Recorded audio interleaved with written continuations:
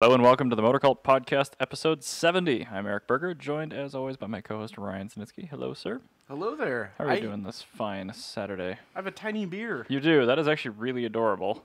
It's Point it at that this one. one. Yep. Yeah, well, compared to my hand, it's very small. If you are listening to the podcast and not one of our 5 Twitch streamers or whatever we have a whopping 5 right now, actually. You can, you don't know how big it is, but it is about the size. How many of the palm ounces of is my it hand. actually? 8.9. Oh. So it's actually not that much reduced from a. It's a half can. It's a, Okay. Normal cans are 16, so. No, well, I thought normal cans were 12. I thought they were 16. I don't know. Anyway. Like this kind of can? Yeah. I think these are 12, right? I think they're 16. Does cool say? 12. 355 Okay, ml. disregard then. Oh, Anyway. a tall boy. Tall boy's a 16. That's how it's We're fucking dumb. Oh, Anyway. there's my one F-bomb. Great. Got it out of the way. Okay, there goes one of my stories. Damn, sorry. Oh, well, we won't know what Volkswagen said. Again, we each get one. Oh, it's true. Okay, I get one. And then Yeah, I don't want to take it away from you. So, it's from Able Brewery. Able's fantastic. They're in Northeast Minneapolis. If you haven't been there, go. I have a customer at work who has an Audi A3, and he's a What beer, engine? 2OT. And he's a beer rep, and he works at Able. Anyway, to help him out, I told him, I had to help him out with the pricing and stuff, and he was so thankful he gave me a ton of beer. And this isn't the first time, is it? No, this isn't the first time. The other guy worked at Bauhaus. Oh, I gotcha. But no, this guy, he gave me a couple of bottles last time he was in, but this time he really went above and beyond and just gave me like a case of beers. It was fantastic. Very nice. I think it was like 48 cans. One might say very fine. Yeah, very fine. Very Anyway, fine, thanks. What this is it is a double brown ale made with Able and Animalis Brewing barbecue smoked rye malt. That sounds really good. It could either And be super good or super That's terrible. the thing. Just before the podcast, I read the can, and I read the rye malt. Yeah. And typically when I hear that kind of thing, I'm like, ooh, I'm not sure if that's going to be good, but it's just like what you said. It's either going to be really good or totally really not. bad. It's got 34 IBU and it's a 7.9 alcohol by volume. The IBU is the saver, I think. 34 IBU is pretty low. Yeah, that is. I mean, that's a pretty happy medium.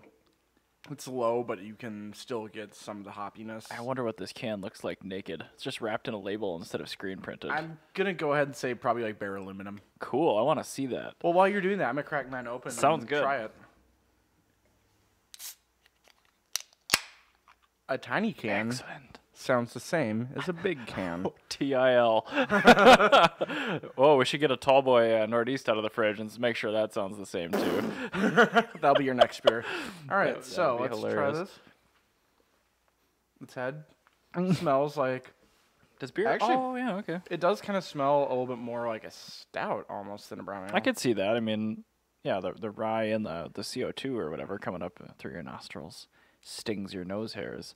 I'm guessing by the nodding that It was like it's passable. that Wayne's World nod of approval. All right. Pretty good. Pretty crunchy, bro. No, this is actually really good. Excellent. It also goes very well with Taco Bell. Oh, yeah. Yeah, we ate some McDonald's on the way down here, so clearly we're all fueled on success and winning. I actually really like that a lot. Well, fabulous. It's a double brown ale, which means it kind of tastes like a. Don't tell Modi. Yeah, I know, right?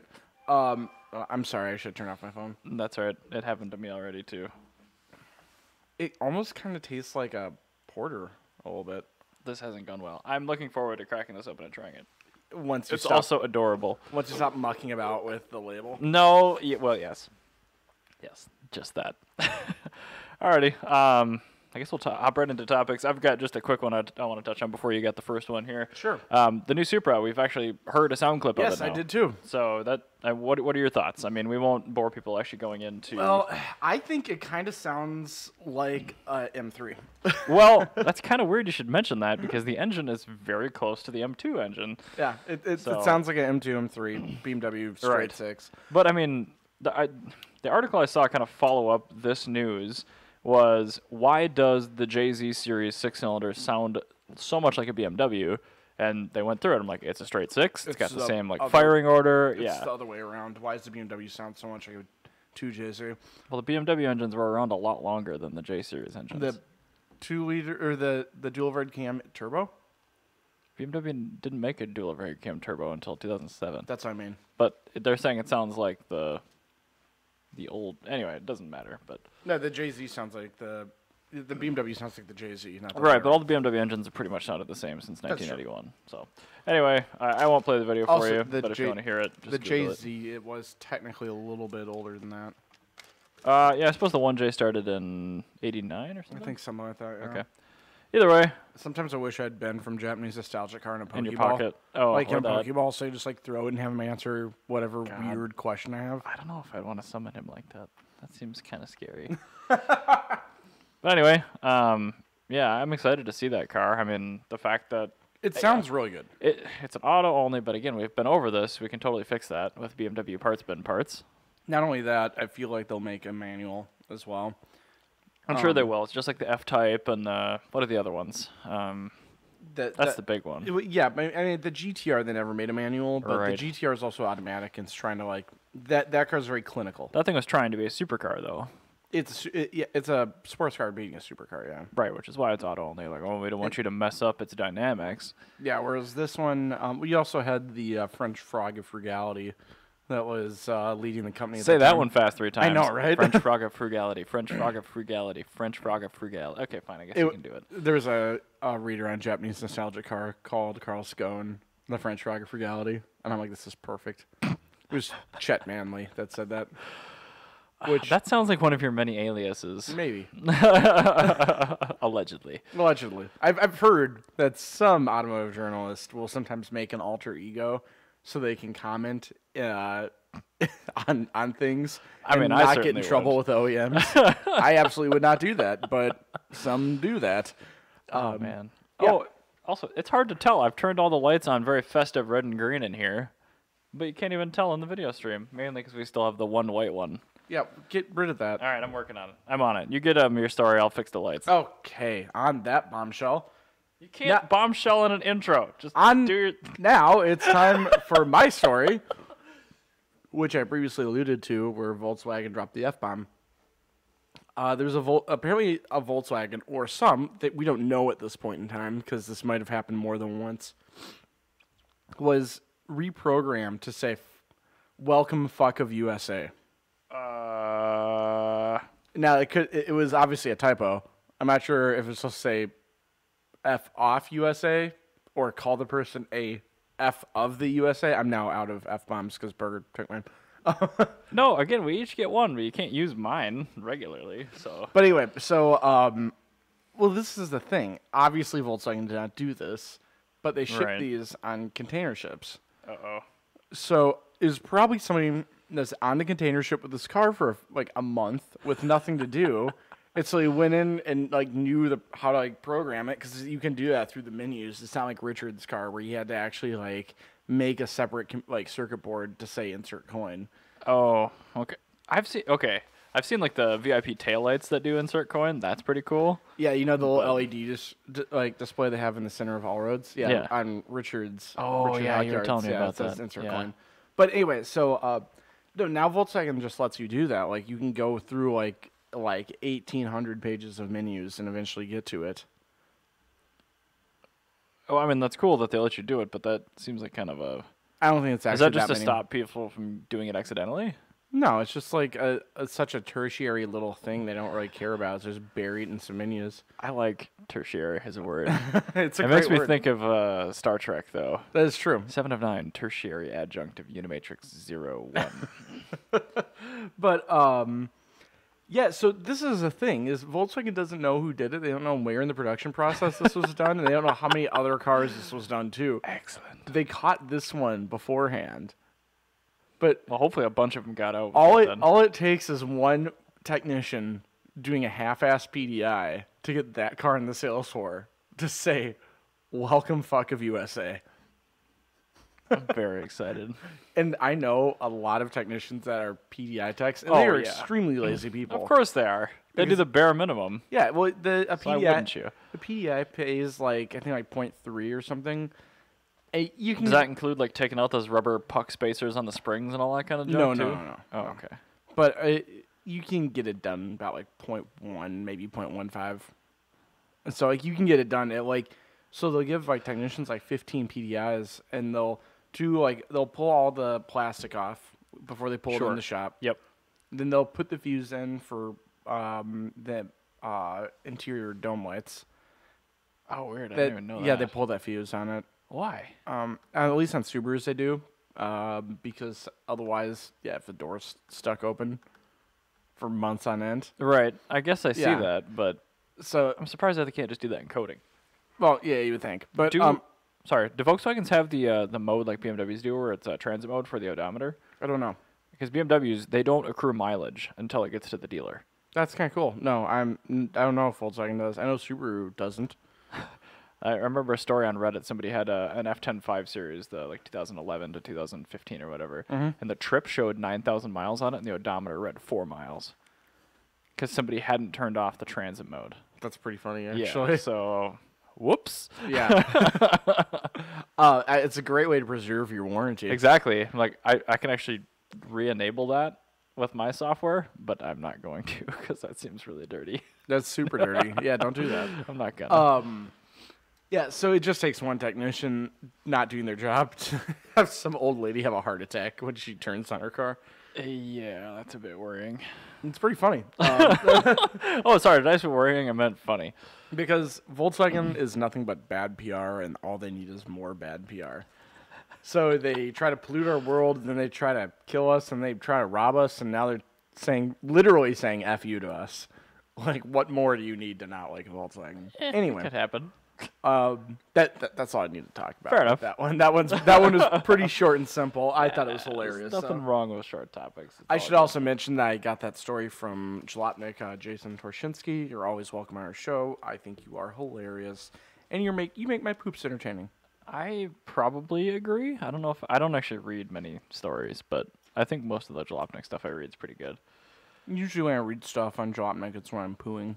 Well, yeah. I mean, that's the perfect iPad website, as we've gone over. So You know, maybe I should reference pooping in the new name for the MotorCult blog. Pooping cult.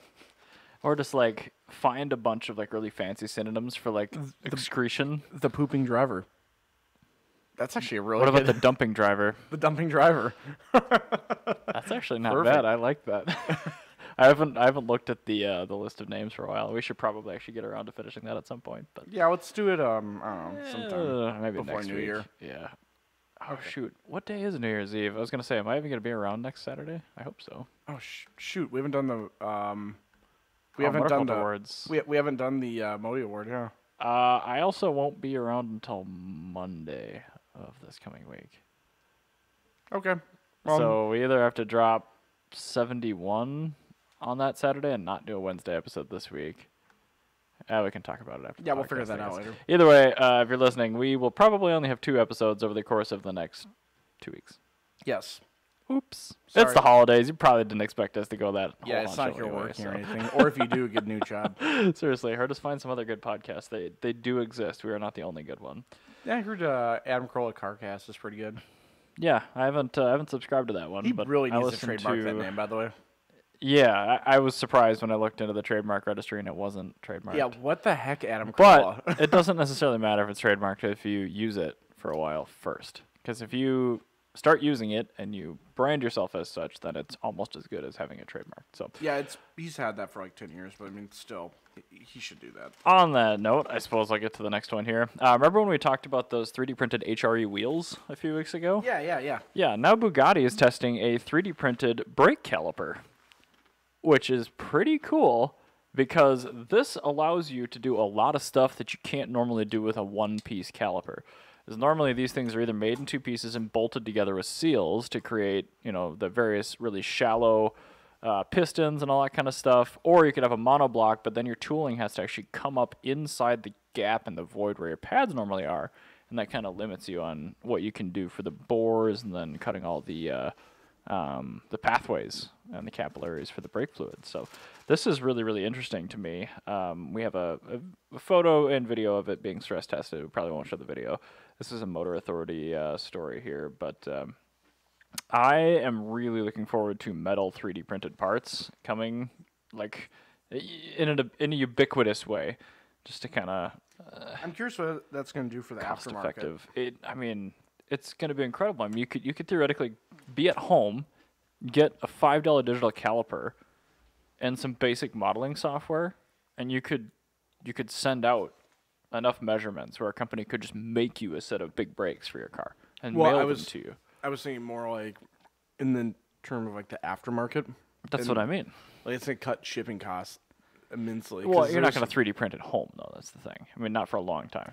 I mean, well, at some point you will. Well, yeah, but metal, it's going to be a while because that takes like the plasma laser heated metal shavings. So no, if you have a metal 3D printer somewhere in your area, that's going to be really cool because you're going to have, instead of having to ship like something, I'm trying to think of something you would 3D print, a turbocharger maybe. Sure. Yeah. Instead of having to ship your heavy-ass turbocharger across the country. Well, and not only that, it's the packaging around it and the volume efficiency. Because, like, you could just put 15 tons of this metal powder on a train and then forklift it through one delivery truck and bring it. And then you could print, 1,000 turbos with that. And then just pick it up locally with none of the packaging, none of the waste, none of the recycle. So I agree. I think that's a really good point. Yeah, so I think that's going to be really awesome for the aftermarket. Of course, by the time that's a regular thing, we're going to be dealing with just electric cars. Yeah, but I'm sure they'll still need parts. Wheel bearings. Yeah, and they still go through brake pads occasionally, and you could make like stronger axle shafts and things like that. I mean, electric cars are still going to need performance parts. Well, it's not like we're going to stop having performance ICE tuning. we're like only going to get more and more performance stuff as time goes on. Whether it's electric or internal combustion, or something else entirely, it doesn't really matter. That's true. I'm really excited to see that these are actually to the point where they're commercially viable for any brand. I mean, obviously the Bugatti is a pretty high-end value proposition. HRE wheels are probably the most expensive wheels on the market. So I mean, they're insane. And I mean, not everyone's gonna be able to afford this now. But as this sort of thing keeps happening and the technology gets better and less expensive, and we find cheaper ways of doing all this, I'm really excited because for a lot of reasons, but I mean, you could literally make anything you want with a lot less skill. No, it's super cool. I mean, what we've already seen with 3D printing already is great. So I wish my 3D printer worked. Damn it. Why doesn't it work? I think it's because of me. I think it's user error. But like it'll print. It's like it comes with a little demo piece you can print or whatever, and it does that just fine. But then I import an STL that I made, which checks out fine in the software. Yeah. And the first thing my 3D printer does is the head just goes and jams itself into the build floor, like over and over again. I'm like, what the? It just like, I let it run one time and it just like, it scraped the crap out of the build floor and like it made this big filament oval. I'm just like, what did I do? Like, clearly the tooling pathway is just really, really wrong. But anyway, you don't want somebody like me running a 3D printer, I guess. This is what we call a Blake problem. Yeah. I was a friend named Blake who's... They've heard about Blake before. Yeah, Blake's doppelganger, or Burger's doppelganger, but like, in like the worst way. But yeah, Blake has these things called Blake problems where technology for absolutely no reason will just go completely haywire. Like, he'd install Hue lights. Yeah. And because of some weird, like, wire that was crossed in, like, 1953 in his house, they'll flicker and, like, go, like, hospital green and, like, triple the voltage or the wattage going to them. He's got, like, 483 phase piped into his lights in his house. Exactly. Like, why did you have sodium vapor warehouse lighting in here? I'm like, I don't know. They said it was good. I don't know how he's my doppelganger, but hi, Blake. Yeah, you have like the exact same personality and none of the same interests. I guess. I'm not drawing the connection here, but the amount of time I spend with you and him. Well, yeah, just because you happen to spend a similar amount of time. No. You know both your personalities very well, and yeah, you've known us both for a long time. Yeah, and I have basically the same playbook for you and Blake at the same time when you guys are disgruntled at me or something. Overly gruntled. Yes. When you're extremely gruntled. So gruntled. Is that like a girdle? Kinda, yeah. A gruntle? Hey, did you hear there's be a new racetrack in Mankato? I saw a little SketchUp site plan of something. I didn't click on it, but... So, well, I did. Okay. Well, let me open it up here then. It's like 5 pages of stuff, so I didn't read all of it. But that's fine. Kind of in the same boat as I was. I'll open it up, though. So no, it's gonna be like a road course and driver training facility. So it's being kind of like a super DCTC, Oh, Dakota County Technical College racetrack. Yep. But it's gonna be really cool for something like my van, because there's a lot of corners and there's not many straightaways. It's gonna be a slower track, but it's gonna be really technical. Mm-hmm. So Will they also use this for karting, or is it exclusively for cars? so far it's exclusively for cars, but Okay. it might be for. I mean, they might do karting as well. I mean, it looks pretty cool. I would drive for that. Yeah, no, I'm really excited Although, for that. whoever their drafter is, they need to get a better drafter. Yeah, Because I can knock that out in the morning. That would look better than that. yeah, it looks pretty terrible. Why don't you do that? I'm lazy too, though. So I mean, the fact that they got something put up here is good. They had the same guy do drafting as Bethesda had do their face modeling. Yeah. Oh man, I was playing some Fallout 4, and I got all the way to that town, the adjacent town, after coming out of the vault or whatever. Sanctuary. Something like that. It was like 15 minutes in, Mm-hmm. and it died because I'm terrible at games. And it didn't checkpoint when I got to that town, even though it showed me on the screen that it did. So it brought me all the way back to the vault, and I just quit. I'm just like, I'm done. That sounds like Bethesda. That sounds exactly like And a there's fatal error 15 minutes into the game. Yeah. There's our digression. I suppose we could start once we find a new naming structure, you could start the video game version as well. But anyway, yeah, Mankato Motorsports Park is what looks like they're gonna maybe call it. I'm still curious to see if that one down in Lakeville, right off of 35, is coming to fruition, because it was the same type of thing. It was car condos, retail, and some sort of track or testing track. So I mean, the more of this stuff, the better. But I mean, somebody has to do it first. Like nobody's been able to do this yet. Well, the other thing is like they're all kind of competing with like a DCTC style track. Nobody's trying to make like a world class track here. Right, but that's perfect because this sort of thing is really conducive to like autocross events. I mean, not necessarily the track here, but lower speed, lower cost events, which is how you get people hooked and get them to Brainerd. Because DCTC events, that's how you get people into motorsport.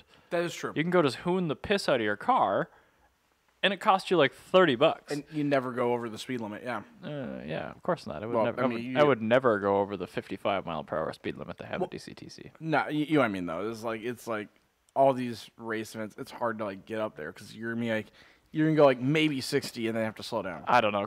Modern cars, even junky ones, are fast. That's true. But no, I don't get me wrong. I'm not like unexcited for it.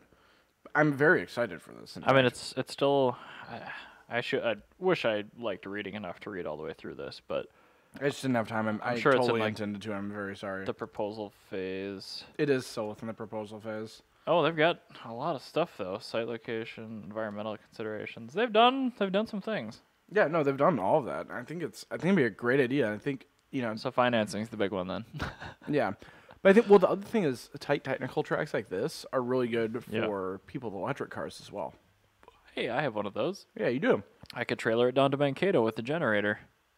Yeah, if they had electric like fast chargers, that'd be really cool. Yeah, even if they had like a 1450 outlet, like I could do a whole day of autocross. And Well, I was or thinking track like, driving. how much power would you use doing like a one, run through the track? If I brought the car there fully charged, I could do probably the day's track sessions, no problem, on a full charge. Yeah, so I think that'd be really cool for somebody, and that's with a Fiat 500. So right, if you have a that's Tesla, a low range EV. if you have a Tesla, like you could totally drive there, hoon it. come back.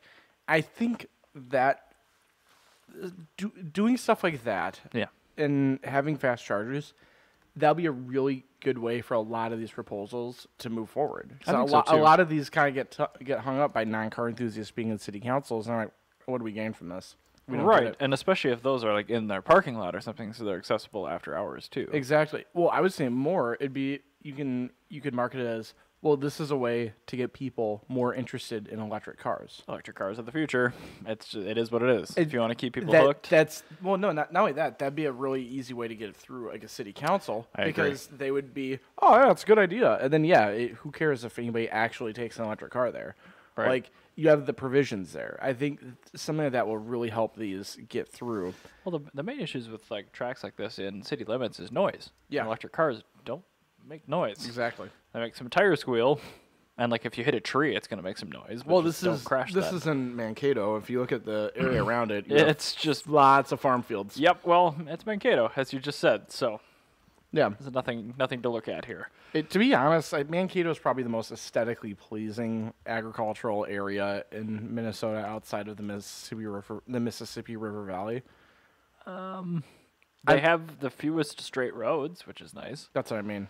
And it doesn't look like Delano, where everything's straight roads and flatness. Delano's so bad. So if you're not from Minnesota and you're wondering where Delano That's is, right next to Buffalo, Minneapolis. yeah, it's just outside of the Twin Cities. And it's probably about like a half-hour drive outside of the Twin Cities. It's probably more half hour if you're cooking. No, I mean once you get out of like Wayzata. Yeah, it's probably half Yeah, hour. so after you get out of the third ring of suburbs, it's half hour into the sticks.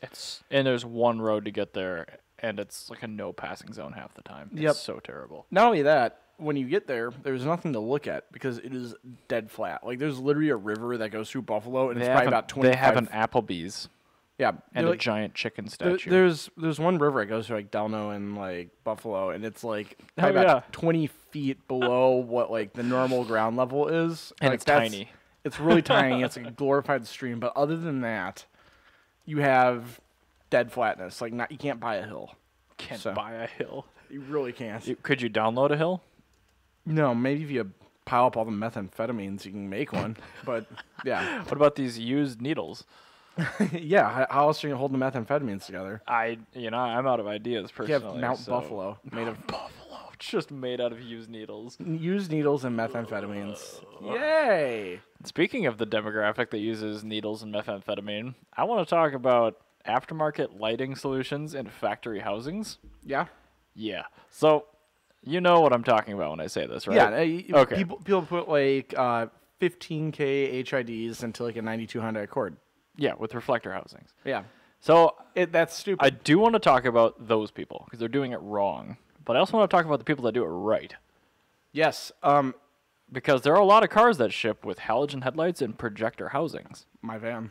Like my Fiat 500 too. Yep. It's set up for bi-xenon, even though it's got a halogen bulb. So I want to first touch on the types of aftermarket light upgrades. So you were just alluding to 15,000K. That's probably HID, right? Yeah, it's So ridiculous. The xenon retrofit kit that's like purple in color.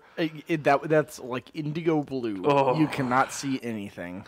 Seriously, it's just like it's the look at me on the headlights, but no visibility outside of the car. Yeah, it's And absolutely then dreadful. the other end of this Kelvin scale, which is the color temperature, is like 2700. That's kind of the lowest limit, and that's like JDM gold yellow. Yeah, for that's like fogs. That's and what stuff my like fog that. lights are on my. Right. Actually, mine are 3K, but 3K is much more common. 2700 is not that common. I would love So, to have 27K everything.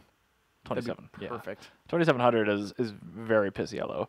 But yeah, Like now dehydrated. so like okay. dehydrated and drinking a lot of beer piss you low. Yeah, no, that's like me yesterday. It's fine. Yeah.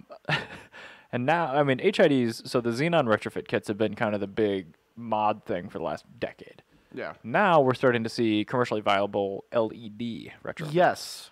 which not they only create a ton of heat, so the heat sinking solution's tough. Not only that, but you have conversions as well. So I'm not sure. Do you know who Adam Cha is? Yes.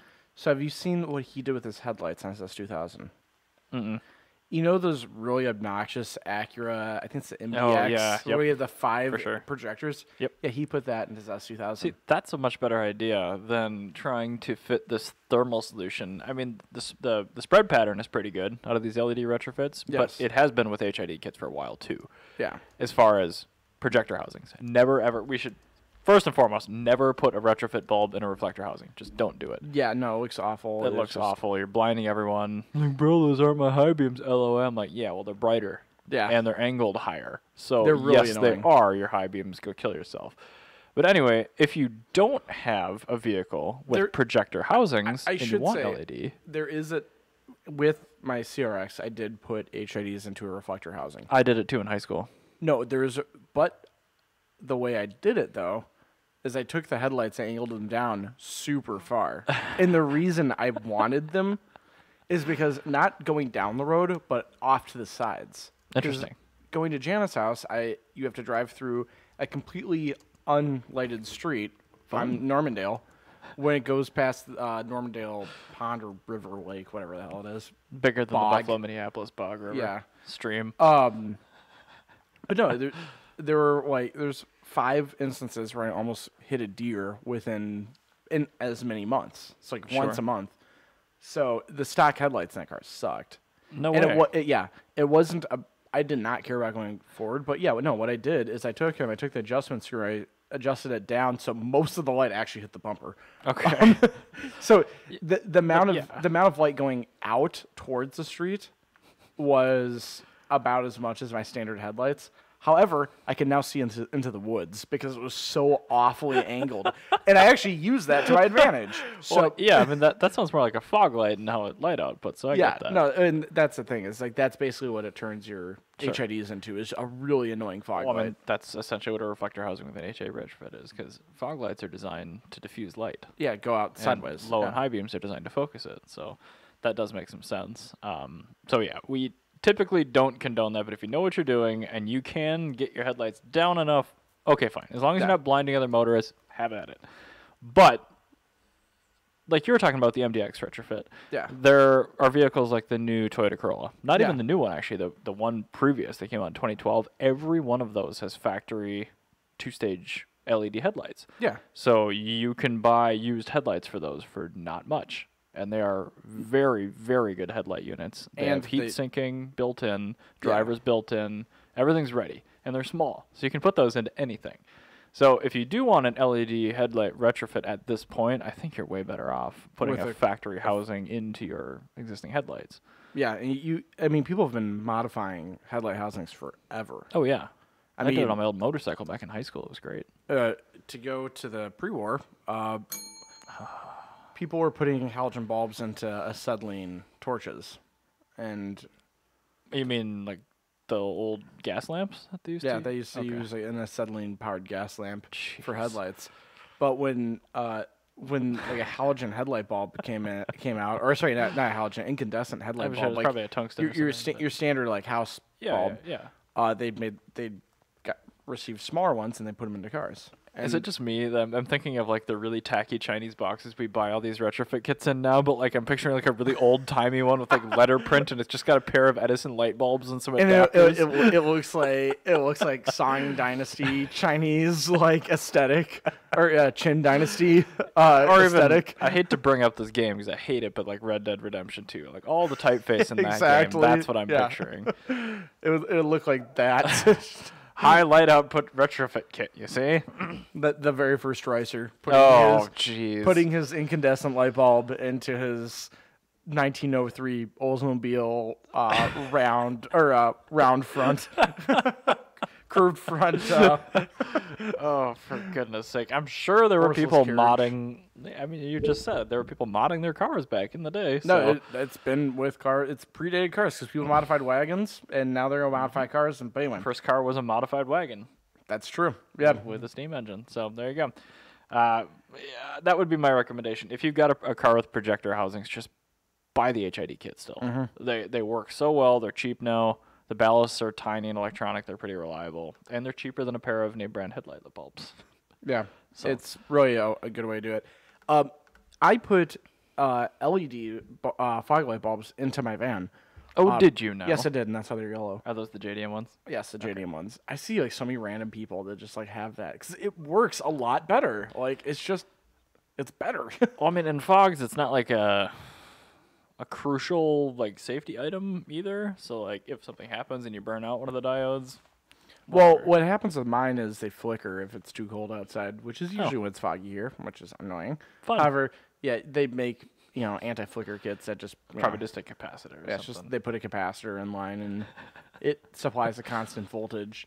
I will be making a MotorCult blog post about what the actual science behind that is. The dumping driver.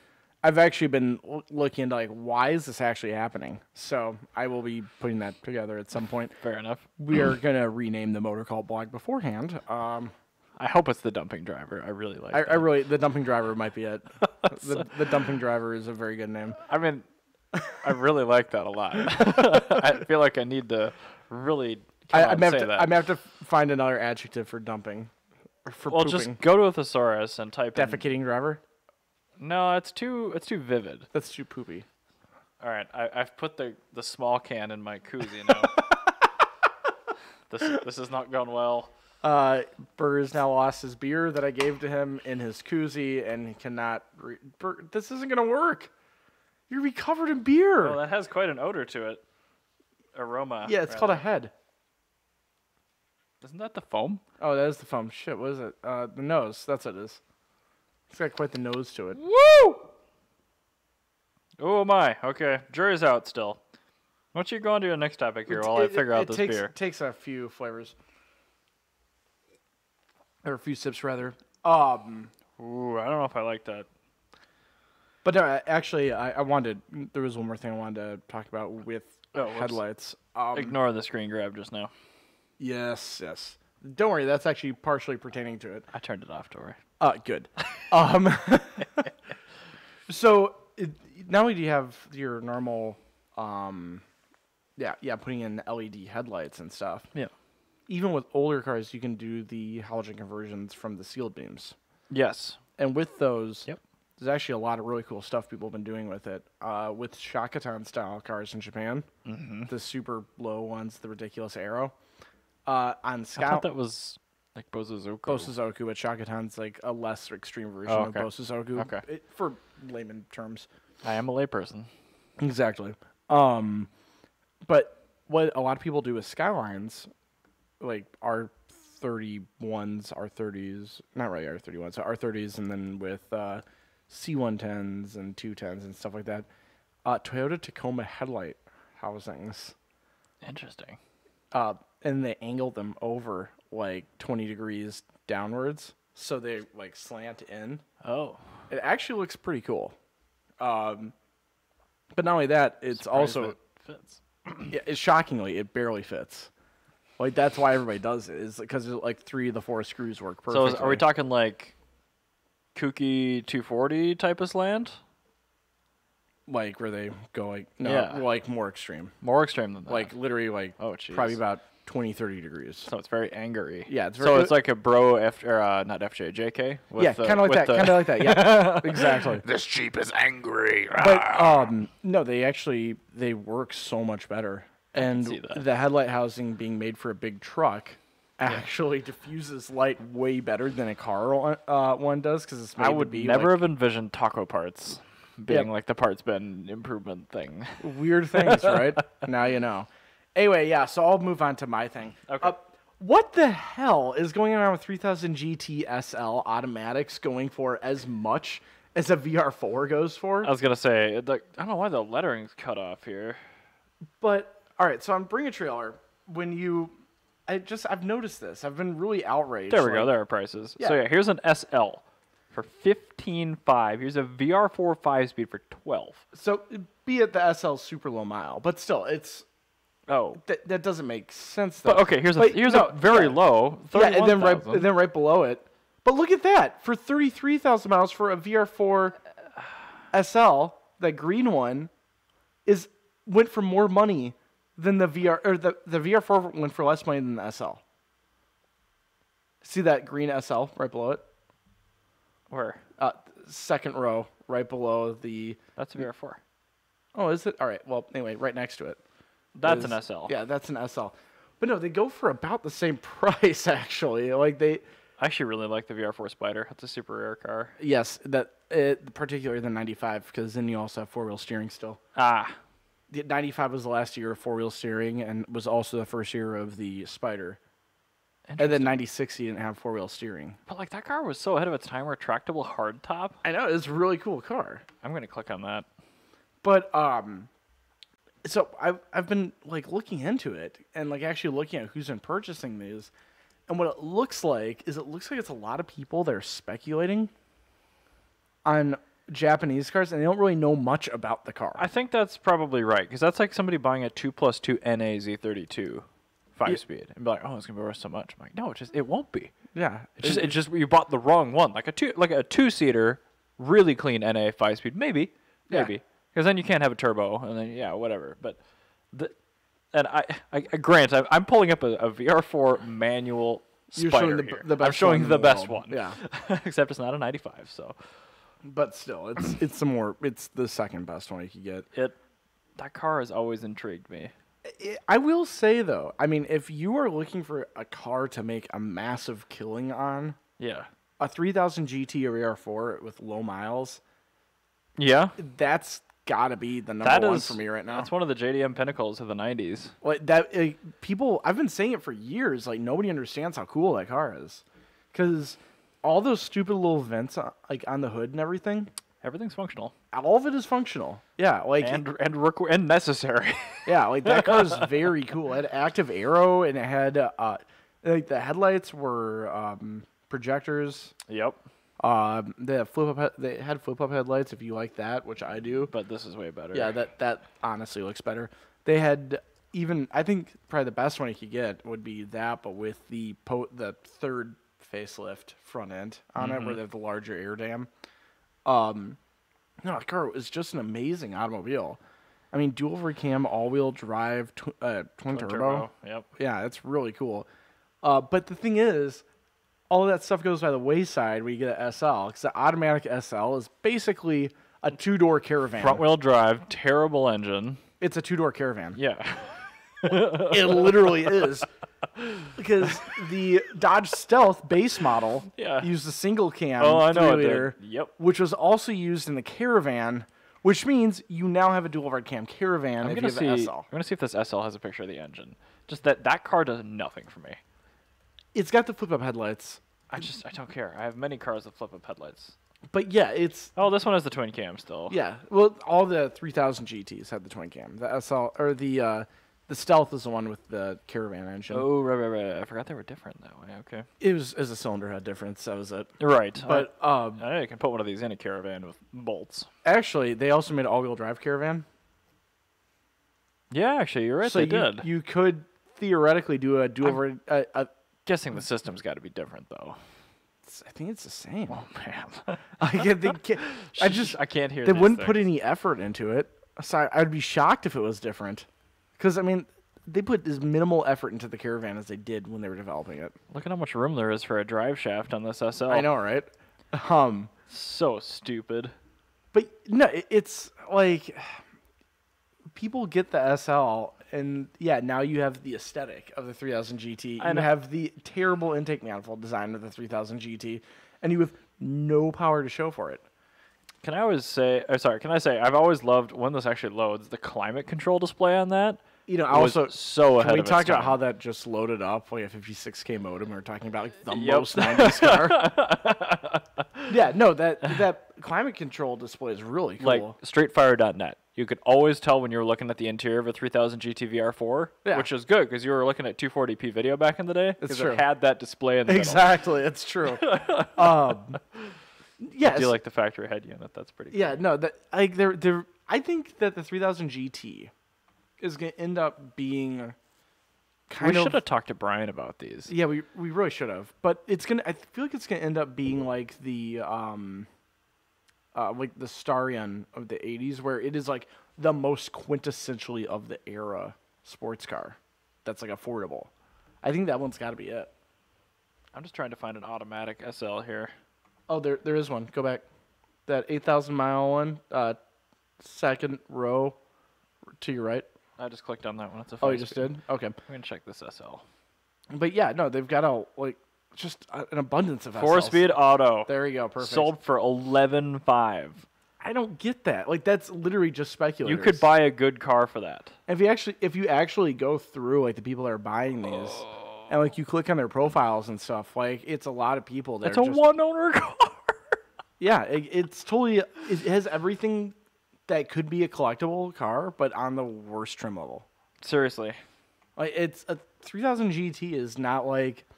It's not like a Challenger where you get a slant 6 automatic Challenger and you can still make it cool. Like this is not the same thing. This is totally different in every way. I want to bring up the Stealth. Stealths that one's been slept on a lot. Here's that. I mean, they've been kind of like where they're at. Yeah. And they don't really track their prices or anything. That's which I don't get. I would totally. That's kind of weird. Yeah, I would just Not very many submitted. no. Well, I mean, there weren't that many. Period. Also, if there was a car to get a base model automatic front wheel drive of, it would be a Stealth. Because you just make it into too wicked from Aqua Teen Hunger Force. Oh man. I mean, these are all twin turbos here. Yeah, those they haven't had much, but no, like But when you look at this. $8,500, 8,300 for 64,000 miles. These cannot have been good cars. no, they were great. They totally got slept on because it's a Dodge Stealth, not a Mitsubishi 3000 GT. Yeah, I mean, I guess I get that. I think this will probably be the buy then in the future, not the 3000 GT. I think the 3000 GT you have a better chance in total dollars made I because this was America. I think the only. percentage gain over the next 20 years, you're going to be better off with the Stealth. Oh yeah, no, sure, yeah, percentage gain, yes, but I think as far as total dollars earned, Ooh, that engine's not that clean. yeah, but I mean, like, it's a Dodge Stealth. Who cares? That's true. Yeah, it's just really this is.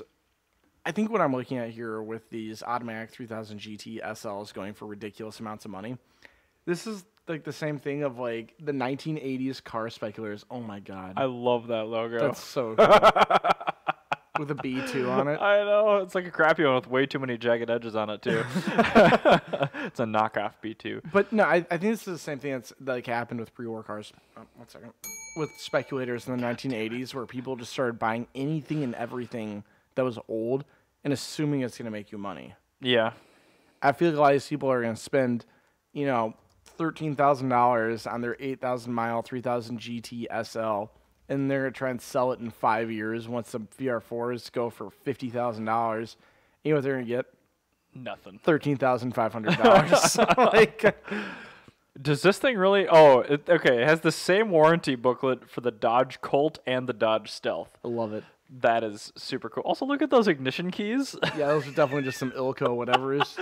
Oh, that's so jank. I love it. This is so cool. So do you know why the Dodge Stealth was the way it was? Like, why they even made it? They wanted to make a cheap sports car. They had to get it under $20,000. I guess in $91, that's still a lot of money. Or not 20,000. I think it was 16 or something. It was either 16 or 20. That's incredible. But that's why they gave you the automatic base model. Oh, that's for the single cam. Okay, That's yeah. where that came from. Was because they I thought you were wanted to talking take the that. twin turbo. I'm like, that would have been a bargain. Yeah, no, the twin turbo is like as much as a Corvette. Okay. But talking about car has a swing in value. Right.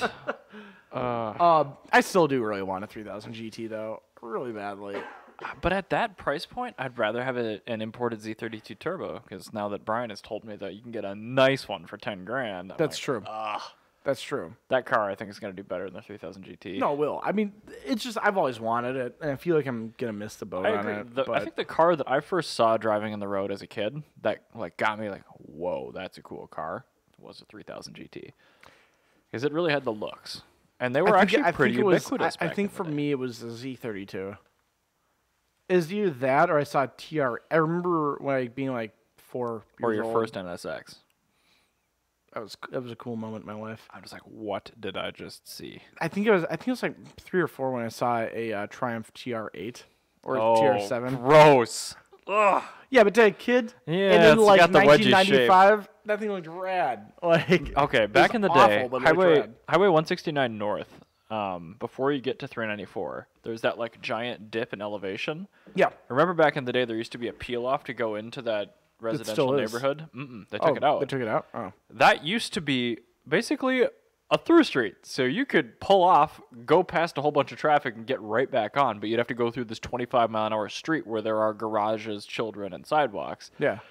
I was stuck in traffic, and a guy in front of me in a red F355 Spider just blasted up that thing at full chat and got right back on. I'm like, this is the coolest thing I've ever seen in my entire life. Not only that, do you know like every kid that was like playing with their bicycle just like blew their wad and like shat Oh, their yeah. pants? Yeah. Like, this had to be the coolest thing they saw all week. I mean, that's the moment when I first heard a 355 in person. I'm like, this is the greatest noise ever. So you had that, and you're super into Ferraris. I'm still super into like Hondas and Japanese cars. That's weird how some things never change, right? Yeah. My moment like that I distinctly remember it. It was 1997. Wow, you've got a way better memory than I do, apparently. Oh, this is the most influential single moment in my life. My mom was picking me up from school, and we were driving. Really genuinely excited to hear about this. We were driving back from my house, and on 69th Street in York, on the southwest corner of Southdale. Yep. We drove past two EG Civics that were copper with ridiculous graphics on them and Bomex body kits. Oh, jeez. Made my childhood. It was the coolest thing I'd ever seen in my life, and now I write about old Japanese cars. That would have been really ahead of its time, actually, in the late 90s. In 1997? Yeah, That's huge. I'm using our F-bomb. This is the coolest fucking thing I'd ever seen in my goddamn life. Yeah. And you know what? That's still, per capita, the coolest amount of cool I've ever seen in my life. Per capita is the right word there. Well, But, you have a certain amount of cool, but you have different. You have a different amount of cool to expect, of like things that you just see on the road that are cool. Like today, things are way cooler than they used to be. Because you get in general, absolutely, like, yes. Everybody can make a cool car now. But in 1997, like the only way to have a cool car was to have like a muscle car with some white lettering on the wheels, or like a Ferrari. And I just saw two EG Civics that were the coolest fucking thing in the world. They were super loud, and they had like intercoolers and shit on them. It was so cool. I'm really glad we were in the screen grab mode, because your camera's way bigger in this mode, and your excitement is I'm sorry. palpable. At some point in my life, I'm going to have to build one of those cars. Like, I'm gonna have to just rice You the should hell out of probably EG do it Civic. soon, because you can probably still find a Bomex body kit for one of those. Yeah, and you can also find an EG Civic for a reasonable amount of money. So, but that might be my next car build. This is a really riced I out am EG actually Civic. really excited. Because I would, like, when I'm doing the Civic I'm already doing, like, with, like, an early 90s style. Like, I've got, like, all early 90s And now you're going parts. to do Fast and the Furious style before it was Fast and the Furious. Just the grossest giant body kit, like, fish bowls in the headlights. And I'm so excited for the graphics. we got Grabs would do, like, farting himself off a toilet across the car. It's going to be all, like, Art Deco style. As long as the car is still copper, I'm good. It's going to be awesome. Oh, I think you just gave me a light form of cancer, but that's all I It's get. just to be the grossest car in the world, but I'm going to love it, though. I still look forward to it. I mean, it's really paining me to hear about this, but It's going to be the dumbest build in the world. Anyway. Speaking of the dumbest build in the world, not really, it's a terrible segue, but I want to talk about Matt Farrell's million mile Gen 1 LS400. Yes. So he bought this thing, as you guys probably all know, like 4 years ago with like 936,000 miles on it. And his plan is to get it over 1 million and then donate it to a museum in California. So right now, it's in Ohio with regular car reviews. He just did a video on it this weekend. The thing is at 997,000 miles. So the car now has to get driven down to Miami. That's going to do it. And then, no, it won't. That's about 1,500 miles.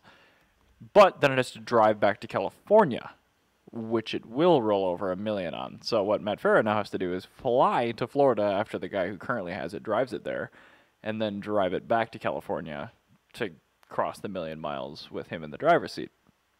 That's really I'm looking cool. forward to them. I haven't heard him comment on this on the Smoking Tire yet, but I'm looking forward to it hopefully in one of the next episodes, because I hope there's like a live stream or something we can watch to see what happens when the odometer just sticks at 999,999. I don't think it actually rolls over to zeros. Is I think it just sticks. digital? Yeah. Yeah, I'm sure it just still stick. But that's so cool. Yeah. I'm really excited for rad. that. The car, of like, it's, other than the fact that it apparently leaks like a half quart of oil out of the pan at night wherever you park it, because they just haven't bothered to do a pan gas. But the thing is, that car's got 1 million miles, and that's its only Engine's issue. never been opened. Yeah. I think that's why they haven't done it. Yeah. I think the pan gasket on there is original from 1990. So, and that's the thing. It's like you're going to deal with like leaking a half quart of oil. Yeah. But you're going to also say, I've got 1 million miles. I've never uncorked this engine. Just drain the oil. You know, I was actually looking for one of those to replace my van. LS400? Why? Well, I was watching the Donut Media video on it, and it's just, I really want one. I don't know if it's to replace the van, but I just really want one as a daily. I like the LS, but every time I'm like, that'd be kind of a cool car. Then I look back at the competitor cars from back in the day, and you could get a manual 7 Series. Yeah, you can make a manual. I know, but I don't want to. Yeah, but the thing is, the LS400 that caused BMW to get their shit together, and Yeah, but the E32 is a great car. no, I don't doubt it. But when that car came out, Still an automatic. yeah. But the thing is, when that car came out, that car blew everybody's wad. Oh, yeah. Like nobody Yeah, expected nothing that. touched it. Nothing touched it. Mercedes were upside down on the 90. And look how good the W140 was. Is that the Princess Diana S class? Yes. Yeah. So Mercedes actually went upside down on the Princess Diana S class to try and keep up. You with want to them. talk about an overbuilt car? Yeah, it was the LS until the W140 came out. And the thing is, which one is more reliable these days? The LS. Depends. If you 'Cause get the that six-cylinder W140, it's probably the Yeah, same. but you still have the biodegradable engine harness. You have all the other. Not in the early ones. But it's I you still started 2 get years a in. lot of electrical problems and stuff with that. I don't think that's correct. It's true. By the time the V12 got installed in it, yeah. The W140 did not end up a very good car, whereas The 92 to 93 W140s are really solid. The thing is, though, with the LS, or the LS400, I should say, not the LS engine. The LS400, from or the LS VTEC. every single LS400, regardless of generation, is a super reliable, very nice car. But it has timing belts. That's fine.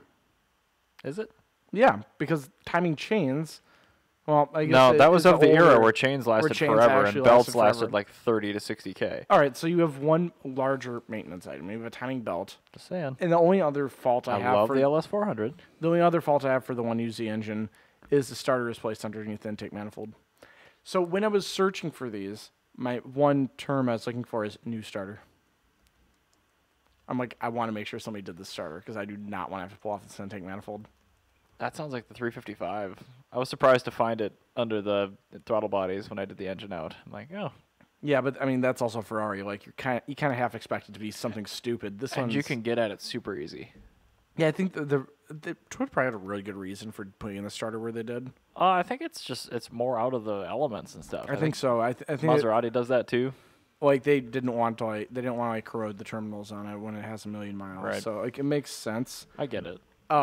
But yeah, no, I've been looking for LS400. I really want one. I like the 1UZ, but I think I'd get an SC before I'd get an LS. Well, that's the thing. Is the SC, if I get a SC 400, Yeah. I'm gonna sit there lamenting because I know I could have had the SC 300 with the 2J in it. And that came with a manual option. Yeah. Well, even if it didn't have the manual, it still has the 2J. Yeah, but a 2JZ GE and the 2JZ GTE are two very different things. Yeah, for power. Yeah. But you can still make 700 horsepower without a problem with a 2JZ GE with a massive Yeah, but turbo on none it. of the GTE parts bolt to it. Yeah, they do.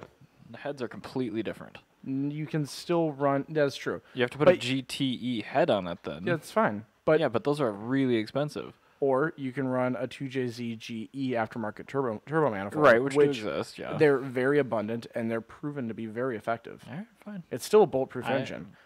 I would still take a 1UZ. I would take the 2J with my Cressida. Actually, no, I changed my answer. I'm going to buy one of the super cheap Toyota V12s and put that in there. Oh yeah, the 1GZ. Yeah, 1GZFE. There you go. Yeah, that'd be that really would be cool. actually really rad. That would be very cool. What Toyota manuals bolt to the 1GZ? 2J ones, R1 or V160, Or the V160? Or both? V160, both because they're both 2J. Right. Anything that bolts at 2J because it's 2J bell housing. All the V12 is two 2Js. I don't know why they didn't call it the 4J. I thought it was two 1Js. It is two 1Js. I'm Okay. sorry. Yeah. Anyway, I really like the 1GZ. Yes, it's That very is a cool. very unloved engine. It is, and I think you can They also. are so cheap. I know they are. So cheap. If I remember correctly, although the cranks are different, I think they'll use the same rods and pistons as the 2J I think as well. I think it's all 1J, but yeah. Well, no, as the 2J, so you can actually stroke it out to be a 6-liter. I think yeah. I mean, I think you could make a 1GZ a 6-liter, but I think all the rods and pistons are 1J stuff. Yeah, which you can switch out for Right. 2J. Yep. But the heads, if those are 1J heads, those are the better heads. That 1J is the way to go. Yeah. But no, with my Cressida, like a 2JZ GE, Yeah. I would be 100% okay with because my power goal for that car would be around 400 horsepower, V12. and I can easily make that. Yeah, the V12 would be really cool, but V12. No, the 2JZGE is not a bad engine. At No, all. I'm not saying it's a bad It's engine. I'm just nothing. Nothing to. People say 2J and they mean a GTE, Yeah, it's non true. VVTi. No, it's like when you say B series to Honda, you don't mean the LS. The LS is a perfectly good engine, but the GSR is the way to go. right. Exactly. And with it, yeah, but it's still I guess I shouldn't say that because the LS does have some massive You're talking issues. LSV. The B18B, Okay. B18A Yeah. one. Those engines do have some issues at the bottom end that you don't get with the GSR. But the 2JZGE it's a set of oil squirters and like a VVTi solenoid away from being. Well, actually, no, it doesn't have VVTi, so it's literally just oil squirters. So Between the VVTi and the non-VVTi? no, I mean between the bottom ends, like the differences. Yeah, It's I know the literally- block's the same. Yeah, it's just oil squirters is the only difference, and it's really not a big deal. You can make a perfectly fine amount of power on a 2JZGE. I mean, yeah. So It's 100% just finding something that'll bolt to it. yeah, So if exactly. you can find a 1J head, you're set. And I think in the long run, the JZ series engines are going to make more power than the UZ V8s. But the JZ engines are way heavier. that's true. Way heavier. That's true. But I mean, like, again, when you get that, either you're going to keep the V8 stock, you're not going to actually build the V8. You'll either leave it stock or you're going to be going for something where you're going to make ridiculous power. There's not much of an in between. It's less than $2,000 shipped for a complete, fully dressed engine and transmission shipped for a 1GZ. With wiring harness? Everything. Computers, harness, all accessories, all exhaust, trans, everything shipped to your door. 50K miles. Do you want to buy that and I'll buy a chassis? And then not at this point. I will put it in your name and we can make the MotorCult V12. Someday I will probably GZ swap something just because I love it, but not today.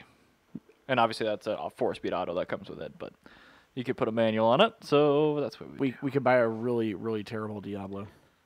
Oh, God, no. No, I would want to do it in an SC for sure. That'd be really cool in SC.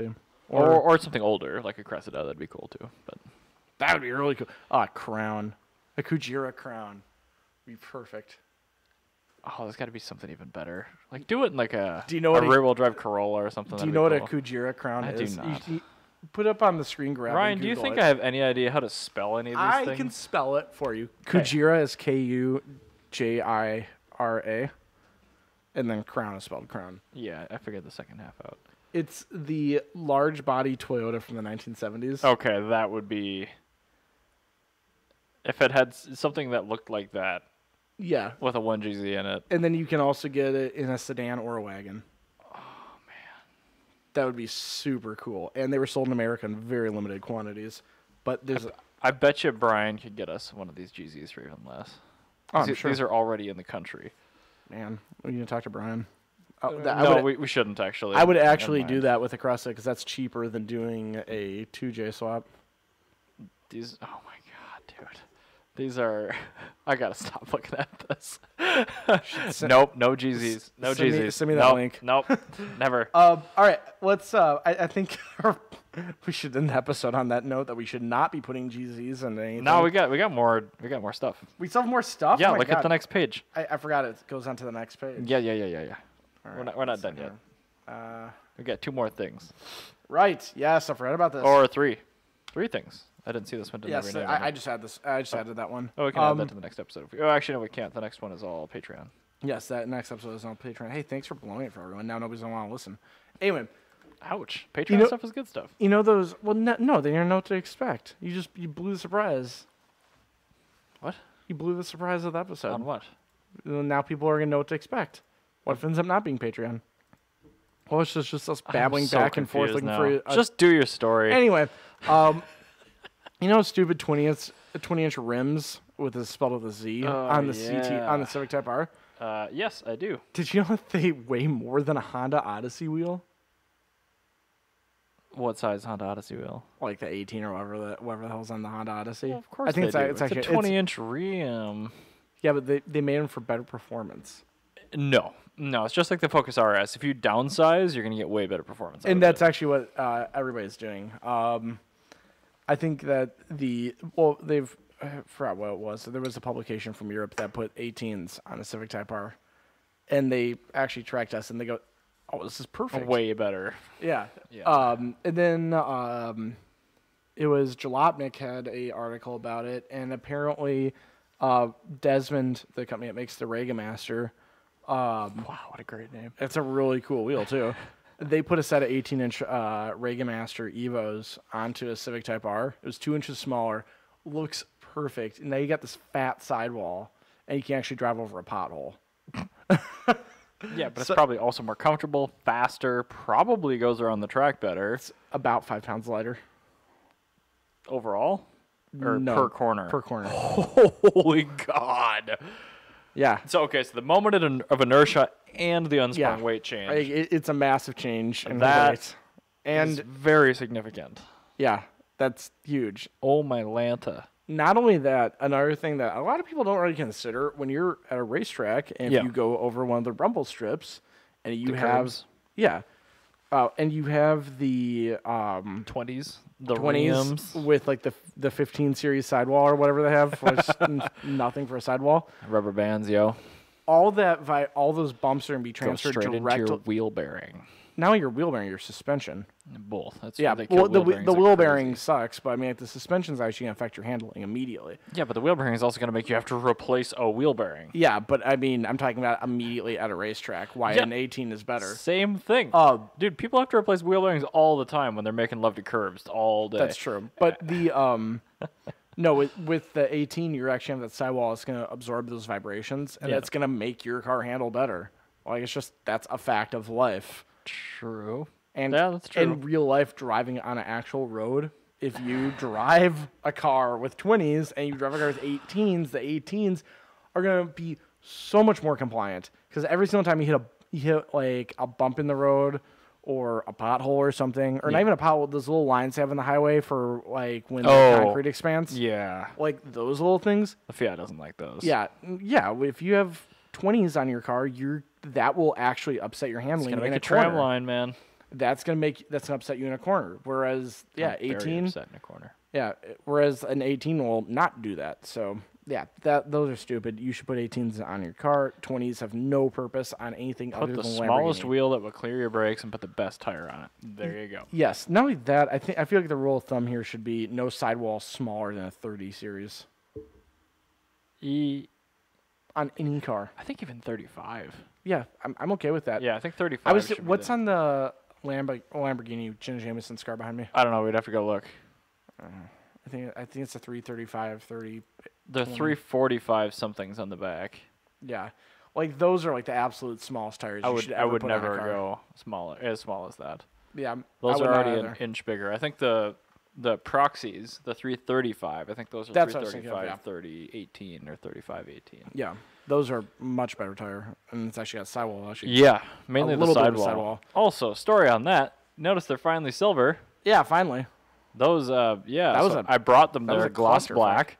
I went to pick them up. They were new gloss black instead of silver, so I had them redo them. Now they're silver, but now I'm missing like 3 or 4 wheel bolts, and I'm missing 3 valve stems. I can still get those from Lamborghini, but they are ridiculously expensive. So you're gonna get them from them? No, Why? because they said that the other valve stems were like corroded, so they had to destroy That's them to fair. get them out. Okay. I'm fine. And like some of the bolts were just missing, which is fine. I don't know. I didn't check the cup because they came disassembled, Okay. and oh, whoever okay. took them apart did a terrible job, and they must have lost some Well, bolts. Jenna Jameson isn't really much of a mechanic. No, I don't think she was doing this. That's the thing. But either way, they're silver, but they're still probably like $500 or $600 in hardware away from getting tires mounted and getting back on the car. You should probably ask her and see if she has them.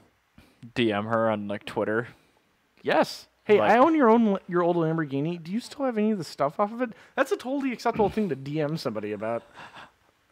I actually would do that. I know you would. I won't be doing that. Do you want me to? No, hit no, her I'm up on good. I'm Instagram? good, thank you. I'm gonna hit her up on Instagram. God. Anyway, I want to talk about a complete idiot in a CUV. That I think this happened over the last week. So we all hate crossovers. This guy, I can't even tell if that's an X1 or an X3. I think it's an X3. But This thing, screw you, Jalopnik.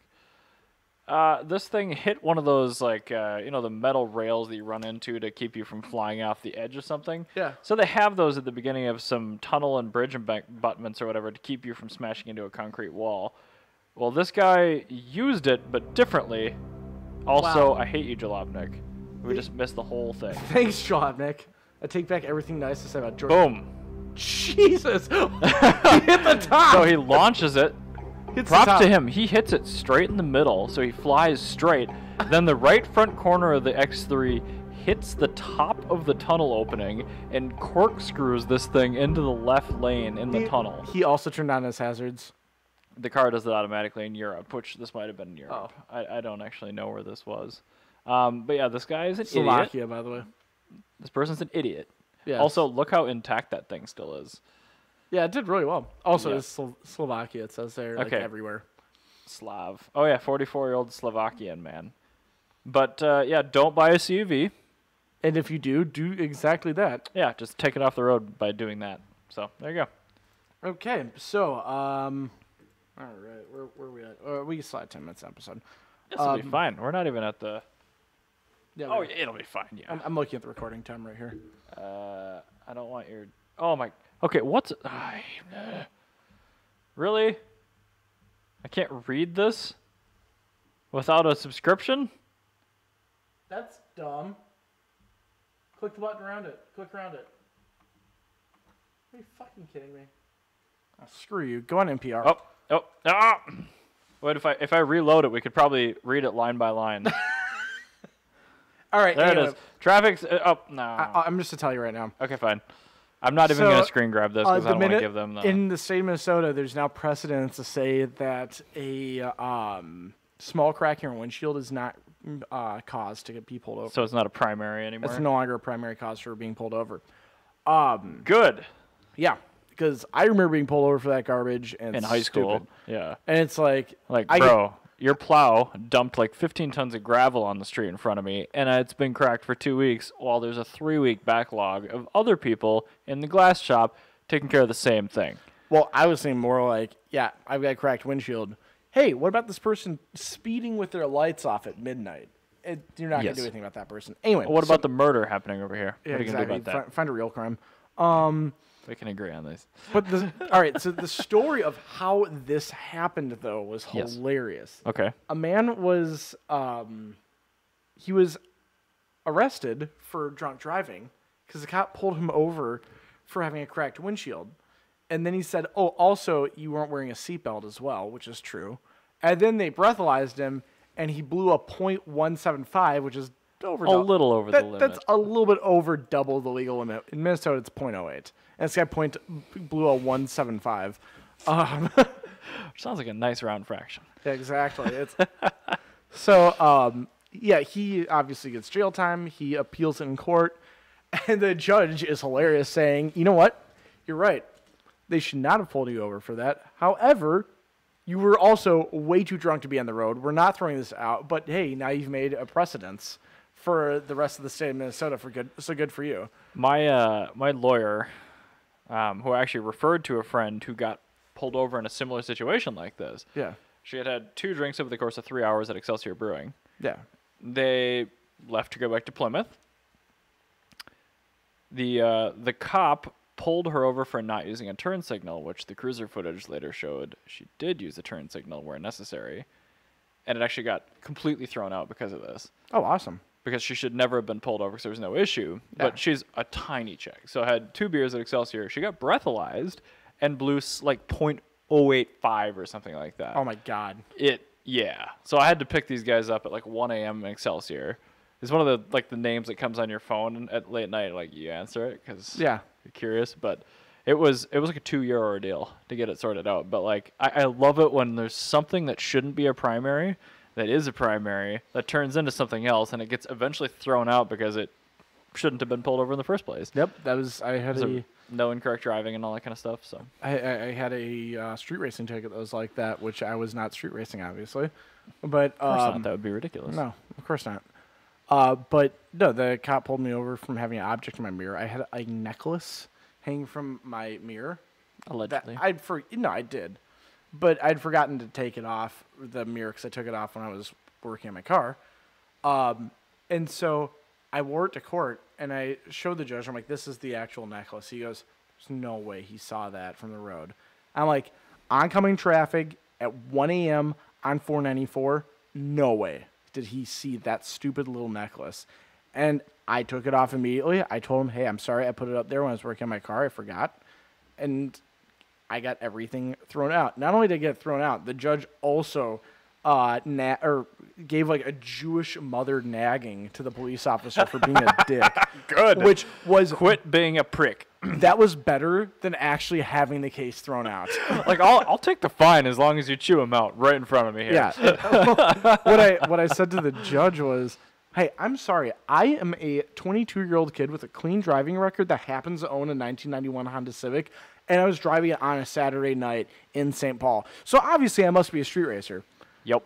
And so I'm like, you've just profiled me because of my car that I drive. Yep. Like, are you going to pull over every old lady that drives a W body because she might be a drug dealer? And he goes, Probable cause. Yeah, my foot. Yeah, there's no probable cause at all there. I mean, so, yeah, that was my story getting something thrown out. That was good. I like it. One last thing before we leave. Speaking of my super racer story that I had earlier, I found a really interesting Instagram. Is it Jenna Jameson's? No, it's Craig Lieberman _42. Lieberman with one N. He is the guy that did the cars for the first two Fast and Furious movies. Oh, interesting. So, you know the Supra and that weirdo Maxima that's in it? Yeah, Leon's? And the R34? Those three cars were all his. And the Maxima was actually added in because Leon wasn't supposed to be in the cast. He shouldn't have been. Well, he was literally added in at the last second because Vince's actor refused to act without Leon being in it. Really? No, seriously. Yeah. I mean, Leon's car is way cooler than Vince's. Yeah. So, because Leon had an R32, right? and also, same thing with Letty. Letty was not supposed to be in the script at all. And Well, that's kind of important to the series. no, it became important, but no, that was during casting. but they had- Letitia Ortiz. Yeah, they had time to actually like write her into the story, but no. So Leon kind of bum rushed his way into the series, and so his car originally was not going to be. He wasn't going to be in the movie at all. It was going to be 4 people that were going to be in Dominic's main crew, and then Okay. Leon got added in. So at the 11th hour, they had to scramble to find an extra car, and so Craig's like, "This is my daily driver." And they go, "That's super cool. Let's do it." So, Road's closed, pizza boy. Find another way home. I'll actually show it to you right there, and that's actually his I thought you were talking daily about driver. Leon. Leon drove a R32. R33. Vince drove a Maxima. Oh, sorry, Vince's car. So, yeah, Leon got what was supposed to be Vince's car, and Vince got Leon's car. Yeah, put that up a little bit closer. So that Maxima. Anyway, that's actually from Did it actually have the front bumper exhaust exit on it? And the stuff? rear bumper exhaust exit? It was front. In No, front it was of the rear. front wheel. It's right there. You can see it right there behind the rear wheel. All right, fine. But anyway, yes, Really? it did. Oh, It was interesting. actually functional. Are And those it was TSW trophy wheels? yes. Oh, And it was actually supercharged and still automatic. I remember the burnout scene leaving the. Yeah. So did he neutral drop it then? Because it like revs up in the movie. Yeah, he did. So he actually. Oh man. It was actually in that picture I showed you. Because he did all the sound editing too for all the cars. So in that car, when he recorded it, he did a neutral drop, and then it shifted in the second gear. So he had to slam it into D1 to get it to downshift back in the first to continue the burnout. Oh. So there was that, and then also on that orange Supra in it, that was his show car. Okay. That the graphics that were on it, he had actually done before the show. He did it for himself, but they're white vinyl, but the white vinyl was airbrushed over. It was $3,000 for that door graphic. Not worth it. Yeah, I don't know about that one, but I mean, it was really cool. That's the one part of that era of car modification I'm not really a fan of. Yeah, no, Is the graphics. the graphics were pretty awful. Oh, and then that the Sneaky Pete, the nitro system nitrous kit, underneath yeah. Treto's car, that was actually separate from the car originally. But when they made it, it was a completely functional Sneaky Pete kit. And that sold a couple of years ago on eBay for like $4,000. The actual kit? The actual Sneaky Pete in the RX-7 seat from that movie. I noticed on my van, my seats pull up in the back, so there's little storage areas underneath the seats in my van. My electric Fiat also has that kind of thing. But you don't have an internal combustion engine that can benefit from nitrous oxide. What if I have a generator That's to true. power the car? Then I can put nitrous on the generator. Those Sneaky Pete's do about 30 horsepower. You can totally do a dry shot without having to worry about blowing anything up. But in the movie, it like warped space-time. It did, but there's no way it'll do that in real life. I was thinking about putting a Sneaky Pete in my van. I think that's going to be our bombshell. Okay, fine. So we may or may not have a update on the MotorCult blog about me putting a Sneaky Pete into the And then subsequently mobile. throwing a rod because of knock. No, it'll be... Running 87 octane in a dry shot of nitrous on a Mazda It's a 5. 30 shot. It's a 30 shot. I dry understand, shot of Ryan, nitrous. but It's the gonna be EFI nothing. takes time to It's totally compensate. fine. You put the dry shot in front of the mass air, or the mass airflow sensor, it'll be fine. Anyway, we may or may not be blowing up the mobile podcast studio. Stay tuned for more. Thank you for listening. Goodbye. Catch you guys next week.